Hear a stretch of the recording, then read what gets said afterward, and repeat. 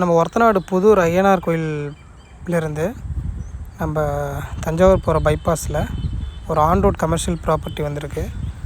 Frontage வந்து பார்த்திங்கன்னா 120 அடி இந்த இடம் தாங்க. சரிங்களா? இதில் ஒரு தர வாடகைக்கு ப்ளஸ் பஞ்சர் கடை வச்சுருக்காங்க. பஞ்சர் கடைக்கு ஒரு 10,000மும் தர வாடகைக்கு ஒரு 7,000மும் வந்திருக்கு. இதான் லே அவுட்டு. ஸோ அந்த டீட்டெயில்ஸ் வந்து பார்த்திங்கனாக்கா ஃப்ரண்டேஜ் 120 அடி, மொத்தம் 60 சென்ட் ப்ளஸ் 120 சென்ட் இருக்குது.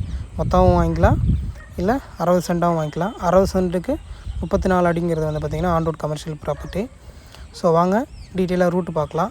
இப்போ நான் உங்களுக்கு புதூர் ஐயனார் கோயிலேருந்து இந்த ரூட்டு காமிச்சிட்ருக்கேன். ஸோ ஃபுல்லாகவே இது வந்து சிட்டிக்கு அவுட்ரு, அதாவது ஒரத்தநாடு சிட்டிக்கு அவுட்டரில் ஒரு பைபாஸ் போகும் இல்லையா, இதுதான்.